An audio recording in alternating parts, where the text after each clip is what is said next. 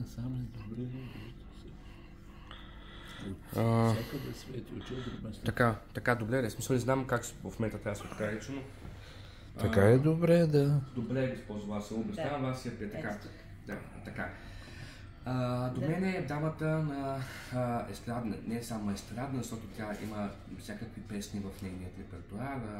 Както казах малко по-рано преди самото интервю, има и страхотни италиански канцонети. Нека да представя, дами и господа, Саска Васила. Здравейте, госпожо Васила. Първо да започнем с въпроса как сте и как се чувствате? Благодаря, добре. Благодаря. Радвам се, че съпруга ми е непрекъснато до мене. Той е моята опора. Той и сега е тук и даже... Да, специални поздрави за господин Бакърчев. Да, специално. Така, нека да се върнем една година назад, да поговорим за Пилин Фолк. Дуетната песен Бози Мили и вашия дуетен партньор господин Юлиан Асеров. Хората страшно много харесаха тази народна песен Бози Мили. Нека да използвам момента да поздравим композиторите, които са... Да, аранжимента е направен от Светослав Лобушки, известен в цяла България известен, но е от Петрич, македонски композитор. Да. И композитор на песента, пък е музиката на самия Юлиан Асенов, който е мой дуетен партньор в тази песен. Да. Другото, което така, все пак господин Юлиан Асенов, може би вие му дадахте шанс така да изкрее, защото до момента не бяхте запознати с неговите медийни изяви. Как избрахте точно него за ваш дуетен партньор? Да, той избра мен, като само по себе си е бил вдъхновен от съдбата ми и това, което се случва с мене.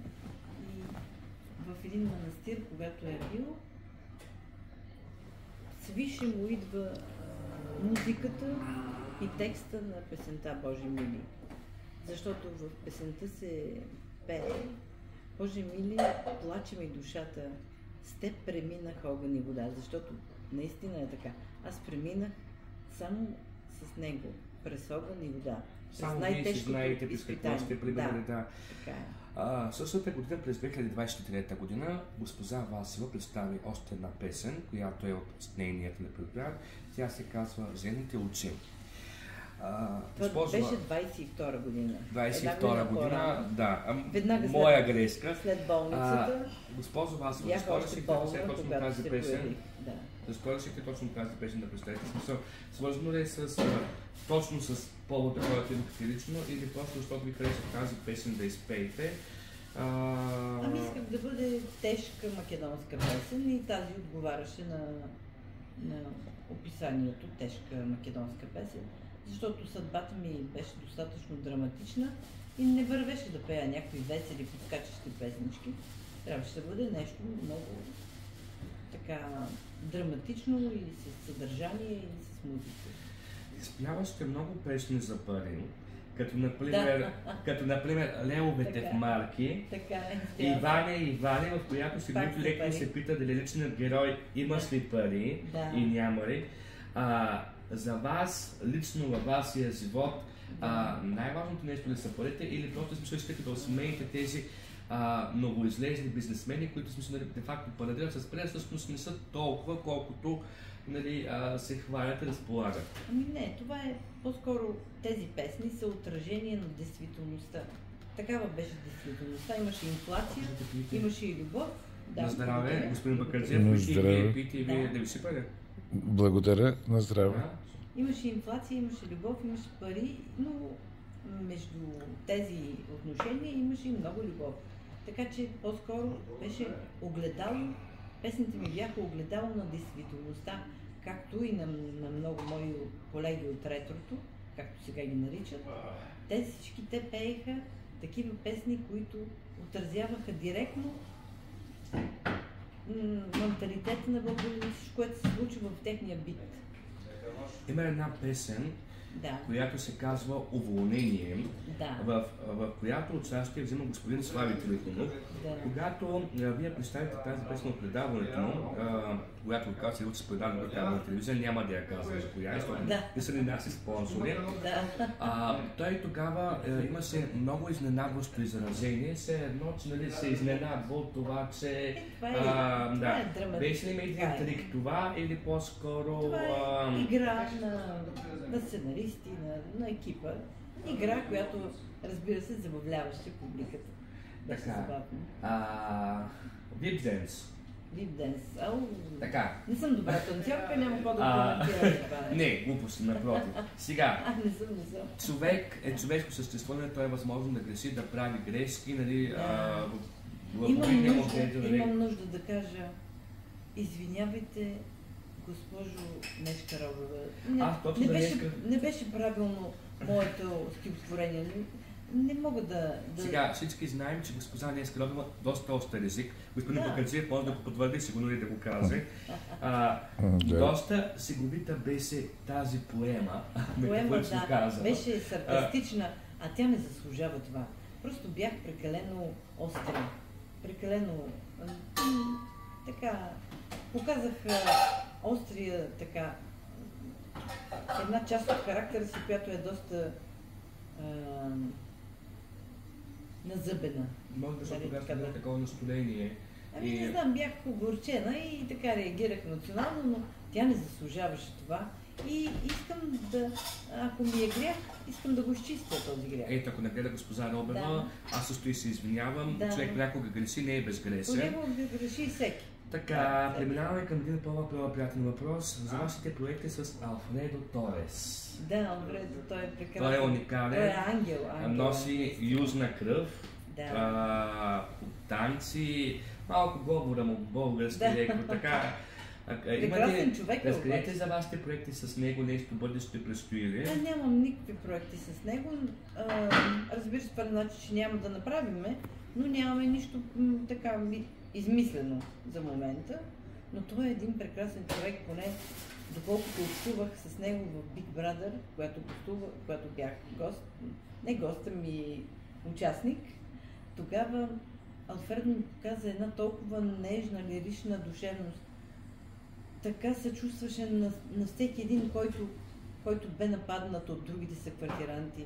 Той ми показа как трябва да се отнасят един към друг хората изобщо, че всички сме братия.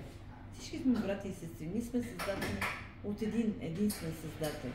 И всички трябва да се обичаме. Трябва да имаме търпимост към нашите недостатъци, защото който, нали, как беше тази притча? Който е безгрешен, нека пръв да хвърли камък. Няма такъв. Всички сме грешни. Нали сме човеци.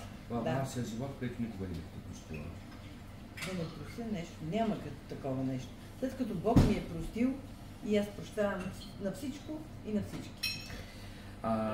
Нека да разказвам на хората, понеже всички се ме питат как мога да откъде и как познавам гранд-дамата госпожа Саска Васева. Нека да разказвам, така ли все пак наистина, нека да разказвам за нашето познанство. Това беше през 1900 години.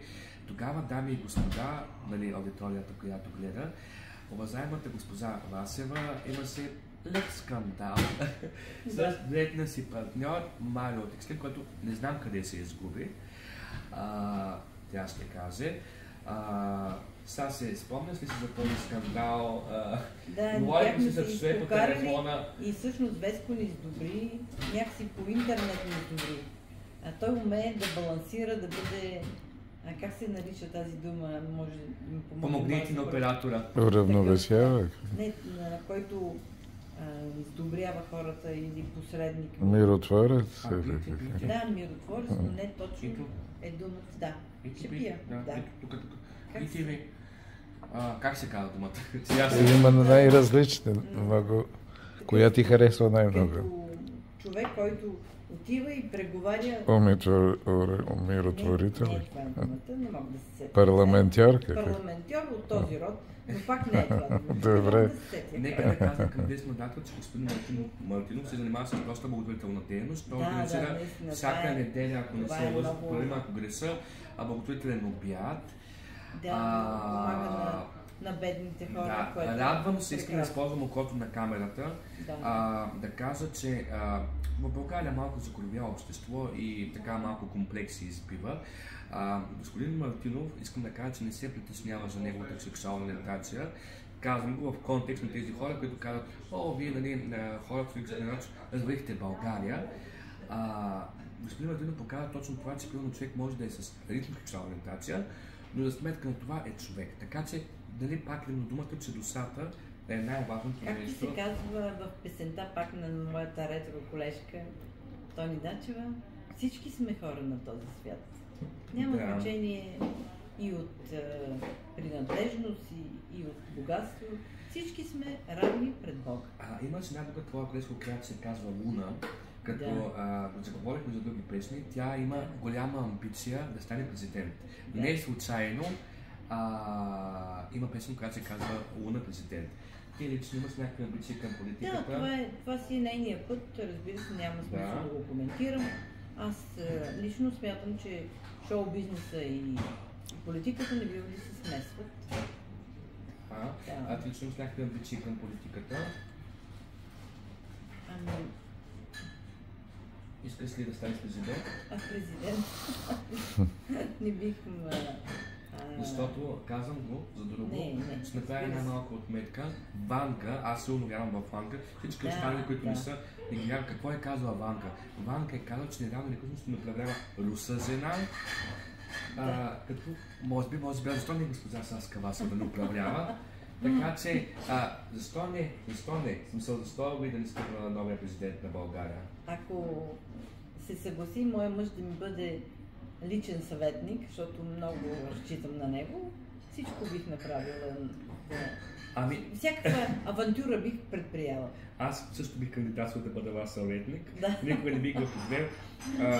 Искам да спомена нещо, което му отекчи. Пример си прекрасен концерт с Мустафа Чаусев, с Аздар Чаусев, Орхан Мурат, който преказа прекрасно състояние, прекрасно изпълнение, макар че леко на места отзвучаването, не го видях, не го намерихме добре, но господин Янев така да не се скана коета. И други Екстралина, която тук разбрах, че е варненка. Скъпи приятели, когато гледате на сцена, не дейте да гледате, не държите на хората, гледайте тяхния талант. Вярно е, че обувките посрещат, подехите изпращат по ума, обратно, но не винаги това е най-важното. Няма да казвам какво видях тази вечер, но да. Така, малко, ако господин Букърджиев не позволи, имахте преди време в една известна кабелна телевизия, понеже в края не сме разно интервю, но понеже в момента сме вечери, сме така в малко по-принудена обстановка. Предполагам, че господин Бакърчев няма как да не знае тази медийна изява. Имахте в една кабеларка, няма да казвам пак коя е, водихте едно предаване така на малко, как да кажа, направо ще го кажа на секс тематика. Да, еротично. Еротично предаване. Имахте профил в интернет сайтът на Гейпине, който все още съществува. Това нямам там вече нищо. Така ли? Искам да питам, защото много хора питат за вас в личния живот, толкова да сте почтена, колкото се на екрана. Не. Единствено и принадлежа само на мъжа си. И на никой друг. Радвам се да го чуя. Искате ли да кажете нещо за подобрението на вашето здравословно състояние? Много хора се интересуват. Дали наистина, защото се появиха всякакви спекулации. Добре съм, слава на Бога, добре съм. Мисъл, туморът е овладян. Благодарение на невероятната намеса на съпруга ми, който му отведе в Германия и му оперирах там специалистите. Единствено имам една мъгла пред очите, която е вследствие тумора, която с времето казват лекарите, че ще отзвучи. И последен въпрос. Бихте ли сподели на нашите зрители, на вас публика, която ви обича? Само да кажа нещо, което смисъл днеска го разбрах.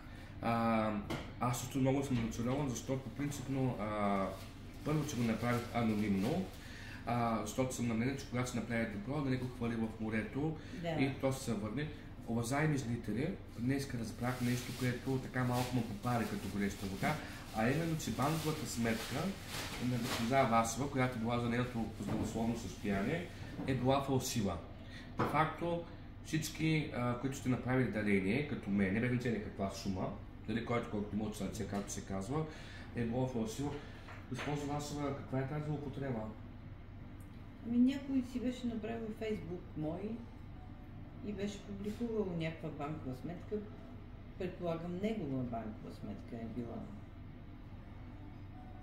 Мъжът ми гордо е казал, че от бедния български народ няма да събира пари за моето лечение, тъй като наистина не е логично да си дават хората пенсионери, които една пенсионерка ми се обади и каза, ще си дам цялата пенсия за тебе. Аз не искам от пенсионерите. Хората му обичат, госпожо Васова. Да, те ме обичат. Благодаря за това. Най-вече благодаря от цялото ми сърце и аз ги обичам. Но не искам те да си... И за това решението на съпруга ми е било, че ако някой мастит такъв бизнесмен реши да даде за лечението нещо, е правилното. Но не да събира от бедния български народ. И така че такава банкова сметка от негова страна не е излизала. Нали така, съпружи? И последният въпрос към нашите зрители, които се интересуват, пак хора, които много обичат, и такива хора, които за първи път са запознати с вашето изкуство, защото музиката е едно от 7-те изкуства. Моля, кажете за вашите бъдещи проекти. Аз говоря ту на вие и ту на ти. Нямам проблеми. Ами нямам конкретни проекти в момента. Все още съм на етап заключителен в Германия на лечението си. И трябва да излеза първо от становище на лекарите, че съм напълно здрава. Тогава, когато излезе това становище, вече може да мечтая. Надявам се да има такива спонсори, които да решат, че съм подходяща за някаква тяхна рекламна кампания, пък аз да бъда рекламно лице и да получа средства, които аз да инвестирам в творчество. Такъв е пътя. Такъв е нормалният път, според мен. Очаква ли на един фолк на Дрански 2024 година отново? Ами, нямам. Защото доста хора питаха и това. Да. Ако има песен, конкретна нещо вдъхновяващо, да, но така просто заради самото участие не бих участвал. Аз благодаря за интервюто, за окото на камерата беше господин Христо Бакърджев. Надявам се отново да ни гостува с нови проекти.